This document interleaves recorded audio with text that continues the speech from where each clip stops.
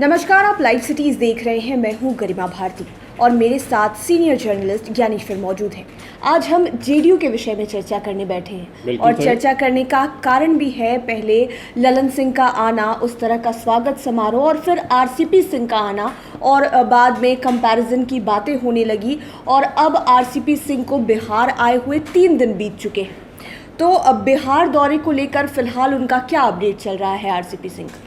देखिए गरिमा, आरसीपी सिंह का आज बिहार में तीसरा दिन है, बीते नहीं है, तीसरा दिन है। शाम को चर्चा करने को हम बैठे मंत्री बनने के बाद। हाँ, मंत्री बनने के बाद। और वे पहले दिन तो पटना में रुके, दूसरे दिन नालंदा चले गए जहाँ उनका घर है। तो आपसे चर्चा करने के पहले मैं नालंदा से अपडेट ले रहा था, क्या सब कुछ चल रहा है जी। नालंदा मतलब नीतीश कुमार, नालंदा मतलब आरसीपी सिंह नहीं है। और आरसीपी सिंह का जो बिहार आगमन है वह जेडीयू के भीतर एक रस्साकसी का संकेत दे रहा है। अब भी मैंने पूछा नालंदा में अपने सहयोगियों से और जो वहाँ इंडिपेंडेंट जर्नलिस्ट हैं जी। कि आरसीपी सिंह के नालंदा पहुँचने के बाद जेडीयू के कार्यकर्ताओं में कितना उत्साह है या जेडीयू के विधायकों और सांसद में कितना उत्साह है। और मैं ये जानकर चौंक गया कि जो जानकारी सार्वजनिक तौर पर है, पब्लिक में गुपचुप मुलाकात हुई हो यह नहीं पता जी। कि नालंदा में जहां अधिकांश विधायक जेडीयू के हैं, कोई भी विधायक आरसीपी सिंह से मिलने नहीं गया है।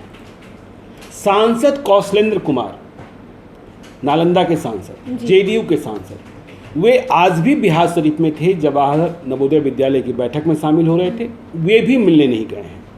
इसका मतलब यह साफ निकल रहा है कि जेडीयू के सांसद और जेडीयू के विधायक आरसीपी सिंह से कन्नी काट रहे हैं, मुलाकात से बच रहे हैं, खुली मुलाकात से बच रहे हैं। देखिए, मैं आरसीपी सिंह को उस रूप में भी देखता हूं, जानता हूं। जब वे राष्ट्रीय अध्यक्ष भी नहीं थे, सिर्फ सांसद थे राज्यसभा के, तब भी उनकी क्षमता या उनका वजन इतना अधिक था कि लोग उनसे मिलने के लिए बेताब रहते थे। लेकिन पहली बार जिन परिस्थितियों में वे मंत्री बने, उसके बाद से ऐसा लग रहा है कि जेडीयू के विधायक और सांसद, आपने वो स्वागत समारोह भी देखा होगा। पॉम्प एंड शो के साथ हम कह सकते हैं कि स्वागत समारोह हुआ, हाथी घोड़े सब कुछ रहे उसमें। नहीं, आरसीपी सिंह के स्वागत समारोह की तुलना आप ललन सिंह के स्वागत समारोह से करेंगे तो आरसीपी सिंह संगठन के मालिक माने जाते हैं, तो स्वागत समारोह में वजन कम था। कोशिश की गई थी। और वैसे भी आप देखेंगे कि जो कर्पूरी सभागार है जेडीयू के कार्यालय का, वहाँ आपको जेडीयू के विधायक और मंत्रियों की संख्या न के बराबर थी, सिर्फ 2 मंत्री। तो ये सारे संकेत इस बात के हैं कि जेडीयू के भीतर सब कुछ ठीक नहीं चल रहा है। आरसीपी सिंह भले जो कहें, कहीं ना कहीं से संकेत है, इशारा है, अप्रत्यक्ष या प्रत्यक्ष, कि आपको कितनी दूरी बनाकर रखनी है और आपको कितना करीब जाना है। ललन सिंह राष्ट्रीय अध्यक्ष बने, ठीक है, आरसीपी सिंह कह रहे हैं कि हमारे और उनमें फ़र्क कहाँ है, लेकिन फ़र्क दिखता है, दिख रहा है। जब कन्नी काटने लगे लोग, मैं नालंदा में लोगों से बात कर रहा था, उन्हें आश्चर्य हो रहा है कि नालंदा के पत्रकारों को और आम लोगों को आश्चर्य हो रहा है कि आज नालंदा में जेडीयू के नेताओं से अधिक बीजेपी के नेताओं में आरसीपी सिंह के स्वागत को लेकर होड़ मची थी। अच्छा। आज उन्होंने चादरपोशी की है, कहीं लंगोट भी चढ़ाया है। वे राम नरेश सिंह से भी मिलने गए। लेकिन जेडीयू के जो प्रमुख नेता हैं, हालांकि वे संगठन के माने जाते हैं, मैं अभी विधायक और सांसद की बात कर रहा हूँ, क्योंकि आरसीपी सिंह का मानना है कि संगठन उन्होंने खड़ा किया है। नीतीश बाबू मुख्यमंत्री रहे हैं, वे बूथ लेवल तक पहुँचने की बात भी कर रहे हैं। पर यह परेशानी, और हमें यह पता है, मुझसे ही कई लोग पूछ रहे हैं, क्योंकि आरसीपी सिंह ने कई जिलों का कार्यक्रम बनाकर रखा है। तो कई लोगों ने मुझसे फ़ोन कर पूछा कि अच्छा आप ये बताइए कि कर्पूरी सभागार में जहाँ उनका स्वागत समारोह हुआ, वहाँ कितने विधायक थे, कितने मंत्री थे, कितने सांसद थे, या नालंदा गए तब कितने थे। मतलब यह सभी जानना चाह रहे हैं कि नीतीश कुमार की ओर से सिग्नल क्या है। इसलिए जिस तरीके से आरसीपी सिंह आए हैं और जिस तरीके से जेडीयू के सांसद, विधायक या जो सीधे तौर पर नीतीश कुमार से जुड़े हुए हैं, वे दूर जाते हुए दिखाई पड़ रहे हैं। ललन सिंह से जुड़े हुए हैं, दूर जाते दिखाई पड़ रहे हैं, वह इस बात का संकेत है कि जेडीयू के भीतर कुछ भी ठीक नहीं है। लेकिन बार बार जिस तरह के बयान निकल कर आते हैं, ये कहा जाता है कि लोगों का एक्सेप्टेंस और ज़्यादा बढ़ा है आरसीपी सिंह के आगमन से, बिहार के लोग खुश हैं। और नालंदा की बात आपने कही कि उनका भी गृह जिला है, लेकिन नालंदा मतलब नीतीश कुमार। फिर भी अलग अलग न्यूज़ चैनल्स में ये बातें चल रही है कि लोग बहुत ज़ोर शोर के साथ स्वागत कर रहे हैं आरसीपी सिंह का नालंदा में भी। नहीं, देखिए मैंने क्या कहा, लोग स्वागत कर रहे हैं, स्वागत की व्यवस्था की जा रही है, लेकिन उस स्वागत से वे चेहरे गायब हो जा रहे हैं जो काम के हैं, ज्यादा करीब। हाँ, जो काम के हैं, जीते हुए विधायक हैं जी, जीते हुए सांसद हैं।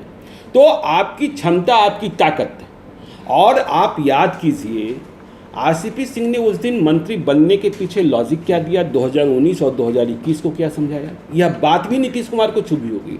उन्होंने कहा कि 2019 में हम विधायक थे, मतलब जेडीयू के विधायकों की संख्या थी 71 और घटकर हो गए हम 40 के आसपास, 41 के आसपास, 41 से 43 ऐसे ही है ना। तो आप घटकर इतना पर आ गए।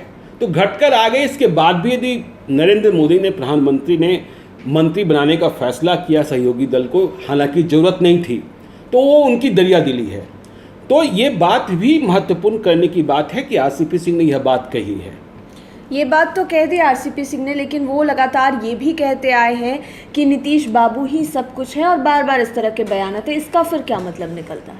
अब देखिए, ये कैसे नहीं कहेंगे, नीतीश बाबू ही सब कुछ हैं। जेडीयू का मतलब नीतीश कुमार है, आरजेडी का मतलब लालू यादव है। अभी तो वो नुमाइंदगी कर रहे हैं जेडीयू के ही, तो वो तो कहना ही पड़ेगा। बिहार के मुख्यमंत्री नहीं, बिहार के नेता आज की तारीख में कहेंगे, क्योंकि मुख्यमंत्री की कुर्सी पर है, चाहे वो सरकार एनडीए की हो। और नीतीश कुमार के नाम से ही जेडीयू की राजनीति चलती है जी। तो नीतीश बाबू तो कहेंगे ही कहेंगे। लेकिन आप यह भी गौर कीजिए कि जब वे पटना आए, स्वागत समारोह हुआ, रात को रुके भी, लेकिन इस बात की आधिकारिक जानकारी कहीं से भी नहीं मिली है कि दोनों के बीच मुलाकात हुई। ललन सिंह आए थे, अगले दिन मुलाकात हुई थी, इस बात की जानकारी कहीं से नहीं मिली है कि दोनों के बीच मुलाकात हुई। हालांकि आरसीपी सिंह ने कहा कि बगैर नीतीश बाबू के पूछे कुछ नहीं होता है। उन्होंने यह भी कहा अपने भाषण में, मैं सुन रहा था उनका भाषण जब लाइव था, कि ऐसा थोड़े है कि कोई जाकर कहेगा कि भाई मुझे मंत्री बना दीजिए। तो यदि मैं मंत्री बना तो बिना नीतीश बाबू के पूछे प्रधानमंत्री ने नहीं बनाया होगा, और बने भी नहीं हैं। वो नीतीश बाबू की सहमति की बात कर रहे थे, लेकिन जो स्थितियां और परिस्थितियां हैं उसमें लग रहा है कि नहीं, सब ठीक नहीं है आरसीपी सिंह और नीतीश कुमार के बीच। अलग अलग तरह की बातें इन दिनों सुनने को मिलती है जेडीयू को लेकर। अगर छोटा सा एग्जाम्पल पोस्टर का ही ले लिया जाए, आरसीपी सिंह आने वाले थे, कभी ललन सिंह गायब हो जाए, उपेंद्र कुशवाहा तो अंत तक दिखे ही नहीं पोस्टर पर। इस तरह की अलग अलग बातें चलती रही है, और विपक्ष कुछ और कहता है, मीडिया रिपोर्ट्स कुछ और कहती है। आपको पर्सनली क्या लगता है कि जेडीयू दो या अलग अलग कई हिस्सों में बढ़ चुकी है भीतर से? नहीं, आपने बिल्कुल सही कहा। देखिए, ललन सिंह का पोस्टर तो बाद में लगा दिया गया, ठीक है। अभय कुशवाहा आरसीपी सिंह के बहुत खास माने जाते हैं। उपेंद्र कुशवाहा को लेकर अंत तक गुरेज और परहेज रहा, कहीं दिखे कहीं नहीं दिखे, ठीक है। तो जो लोग दिखाई पड़े भी या जिन्होंने दिखाया भी, उन्होंने उपेंद्र कुशवाहा को अंडर एस्टिमेट किया। लेकिन यदि अभी के समय में आप देखें, जो मौजूदा समय है और जिस समय हम लोग चर्चा कर रहे हैं, उपेंद्र कुशवाहा और ललन सिंह एक तरफ दिखाई पड़ रहे हैं, और आरसीपी सिंह का रास्ता थोड़ा सा अलग। आरसीपी सिंह का कपड़ा भी बदल गया है, गेरुआ पहनने लगे हैं। अब ये हम नहीं कर रहे हैं कि हाँ, लेकिन वो उस कलर को चूनने लगे हैं। इसका कोई और आशय मत निकालिएगा, राजनीतिक आशय। तो उपेंद्र कुशवाहा और ललन सिंह, आप देखते हैं कि आजकल कभी ये खबर आती है कि ललन सिंह चले गए उपेंद्र कुशवाहा के घर पर। और यदि हम कार्यक्रमों की बात भी कर रहे हैं, तो आप देखिए उपेंद्र कुशवाहा के जो कार्यक्रम लग रहे हैं, परसों जब आरसीपी सिंह आए तो उपेंद्र कुशवाहा भी पटना से बाहर चले गए थे। उपेंद्र कुशवाहा जहां कार्यक्रम लगाते हैं या जहां कार्यक्रम उनका होता है, जेडीयू के प्रदेश अध्यक्ष उमेश कुशवाहा, जो आरसीपी सिंह के खास माने जाते हैं, वो इन कार्यक्रमों के बारे में, उपेंद्र कुशवाहा के कार्यक्रमों के बारे में जिला यूनिट को या ब्लॉक यूनिट को सूचित नहीं करते हैं। यह बात भी सही है। असली मसला क्या इन दोनों के भीतर चल रहा है? नहीं, देखिए, मसला तो चल रहा है कि बिल्कुल, अब देखिए नीतीश कुमार और क्या है ये तो समझने की बात है, तो वो सूचित नहीं किया जाता है। उपेंद्र कुशवाहा के कार्यक्रम के लिए जिला में या विधायकों के पास, सांसदों के पास, पूर्व सांसदों के पास संजय गांधी का फोन जाता है। संजय गांधी एमएलसी, जिन्हें हम नीतीश कुमार का मैसेंजर मानते हैं। संजय गांधी न लेफ्ट जाते हैं न राइट जाते हैं, वो बस उतना ही कहते हैं जितना नीतीश कुमार करते हैं। ललन सिंह तो राष्ट्रीय अध्यक्ष हैं ही, तो ललन सिंह और उपेंद्र कुशवाहा के बीच तालमेल बन गया है और आरसीपी सिंह अभी मेन लाइन से इधर उधर दिखाई पड़ते हैं, ठीक है ना। तो लेकिन यह भी समझने की बात है कि आरसीपी सिंह कब मेन लाइन पर लौट आते हैं, यह भी समझ से परे है। विधानसभा चुनाव के पहले भी आपने देखा होगा कि विधानसभा चुनाव के 2 महीना पहले लग रहा था कि आरसीपी सिंह बिल्कुल आउट हैं, लेकिन जैसे ही चुनाव करीब आया जी, वे बिल्कुल करीब आ गए। और आरसीपी सिंह को संदेश देने के लिए, जैसे देखिए बहुत छोटी छोटी बातें हैं। भगवान सिंह कुशवाहा को शामिल कराया गया। भगवान सिंह कुशवाहा चुनाव लड़ना चाहते थे जेडीयू के टिकट पर जी, लेकिन उन्हें टिकट नहीं देने का फैसला किया गया और उनसे बहुत कम ताकतवर सुषुमलता, जो आरसीपी सिंह की बेहद करीबी मानी जाती थी, उन्हें टिकट दिया गया। परिणाम हुआ कि सुषुमलता तीसरे या और किसी स्थान पर चली गई, चुनाव नहीं जीती। तो भगवान सिंह कुशवाहा को लाकर आरसीपी सिंह को एक और संदेश दिया गया। तो जेडीयू के भीतर सब कुछ ठीक नहीं है।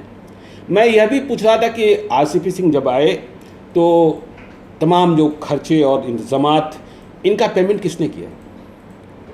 ललन सिंह के इंतजामात का पेमेंट एक दूसरे धड़े ने किया था जो नीतीश कुमार से ज़्यादा करीब है आज की तारीख में, और इनका पेमेंट किसी दूसरे धड़े ने किया जिसे नीतीश कुमार से सीधे तौर पर आप जोड़कर नहीं देख सकते हैं।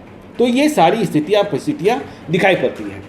एक और सवाल, बात अभय कुशवाहा की भी हुई, उपेंद्र कुशवाहा की भी हुई। नहीं, अभय कुशवाहा उपेंद्र कुशवाहा में तो आसमान जमीन का फर्क है। कहाँ अभय कुशवाहा, कहाँ उपेंद्र कुशवाहा? नहीं, सवाल मेरा ये, आपने कहा कि वो सूचित नहीं करते हैं, जबकि उपेंद्र कुशवाहा संगठन को मजबूती देने के लिए इन दिनों बिहार के अलग अलग जिलों में घूम रहे हैं, काफी एक्टिवली। नहीं, वो तो आरसीपी सिंह भी कह रहे हैं कि हम बूथ लेवल तक मजबूत करेंगे। वो तो आरसीपी सिंह भी कह रहे हैं और वो कर रहे हैं, उन्होंने शुरुआत कर दी। नहीं, आरसीपी सिंह भी कह रहे हैं कि हम सभी जिलों में जाएंगे और बूथ पर जाकर खाना खाएंगे।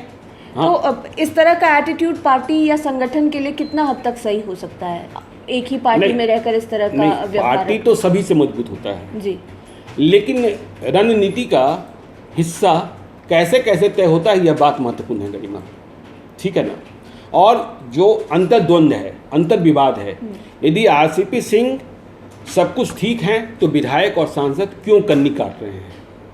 वे आरसीपी सिंह जिनके यहाँ पहले यही विधायक और सांसद सभी कामों के लिए दरबार लगाते थे। हाँ, तो ये एक बड़ी बात है। एक और बात चल रही है नीतीश सोशल सेना कैंपेन को लेकर, उसके भीतर फिलहाल क्या विवाद चलने लगा है?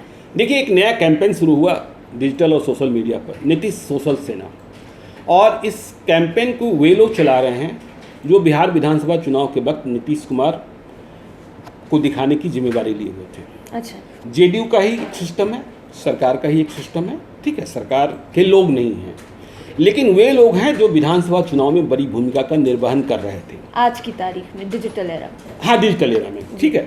तो नीतीश सोशल सेना के तहत ये फेसबुक पर और जो डिजिटल अन्य प्लेटफॉर्म है उसके माध्यम से नीतीश कुमार के कामकाज को बता रहे हैं। नीतीश कुमार ने कब क्या किया, कैसे किया, वो पब्लिक के लिए कितना लाभकारी है, ये बता रहे हैं।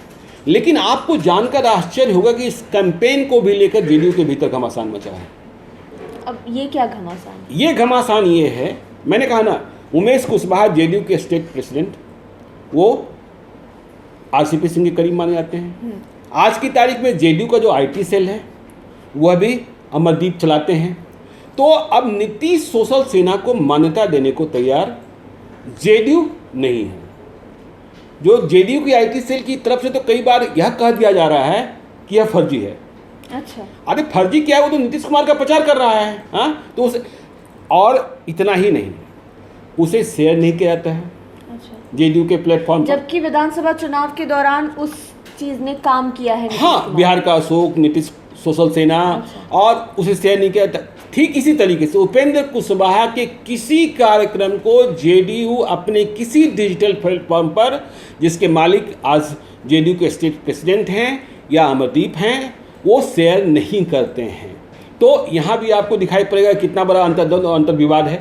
हाँ, तो और इतना ही नहीं, कभी कभी जो जैसा मैंने कहा कि बता दिया जाता है कि ये फर्जी है, तो आप नीतीश कुमार के प्रचार करने वाले डिजिटल जो अप्रोच है उसे भी फर्जी करार दे रहे हैं।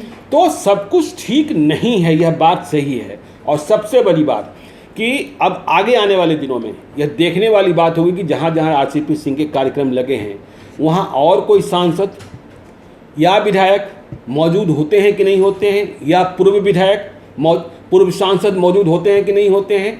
और यदि नहीं होते हैं तो यह दूरी और अधिक बढ़ेगी और विवाद और आगे जाएगा। यह एक तरीके से शक्ति परीक्षण आप नीतीश कुमार के सामने कह लें या ललन सिंह और उपेंद्र कुशवाहा के सामने कह लें, यह सब कुछ आगे आने वाले दिनों में आपको देखने को मिलेगा। यह घमासान और बढ़ेगा। और इस घमासान के बीच आपने कहा कि उपेंद्र कुशवाहा के कार्यक्रमों को जेडीयू के ऑफिशियल साइट्स पे शेयर नहीं किया जाता है, तो इसका नुकसान किसे हो रहा है? उपेंद्र कुशवाहा तो मीडिया के माध्यम से दिख ही जा रहे हैं, चमक भी रहे हैं कि बिहार में प्रचार कर रहे हैं नीतीश। देखिए, जब अंतर्द्वंद और अंतर्विवाद होगा तो पार्टी भी एक संस्था है जी। कोई भी संस्था की बात कर लें, पार्टी की बात कर लें कि उनके कार्यक्रम में आप जाएंगे, उनके कार्यक्रम में आप नहीं जाएंगे। आपने देखा ही, लाइव सिटीज पर ही रिपोर्ट चली कि जब आरसीपी सिंह आए तो संजय सिंह एमएलसी, नीरज कुमार एमएलसी, ये तमाम लोग दूरी बनाए रखे। हाँ, क्यों? जबकि जिस दिन ललन सिंह राष्ट्रीय अध्यक्ष बनाए गए थे ये लोग ही दिखे थे। मैं आपको एक और बात बता दूं, जिस दिन तारीख शायद 31 तारीख को ही ना राष्ट्रीय कार्य समिति की बैठक हुई थी, जिस दिन ललन सिंह राष्ट्रीय अध्यक्ष बनाए गए थे, तो करीब 2 बजे यह खबर आ गई थी कि ललन सिंह ही राष्ट्रीय अध्यक्ष चुने जाएंगे। यह पार्टी के भीतर खबर आ गई थी। कहते हैं कि पटना में जेडीयू के प्रदेश कार्यालय में इस खबर के बाद वैसे लोग जो प्रकोष्ठ हो या जो अन्य कमेटियां हों, जो सीधे तौर पर उमेश कुशवाहा और आरसीपी सिंह से जुड़े हुए थे, वे अपने कार्यालयों का ताला बंद कर चल दिए थे। और वहाँ सिर्फ वे ही लोग बच गए थे जिन्हें ललन सिंह को बधाई देनी थी, जिनमें आपने देखा होगा कि नीरज कुमार, संजय सिंह, अभिषेक झा जैसे लोग थे।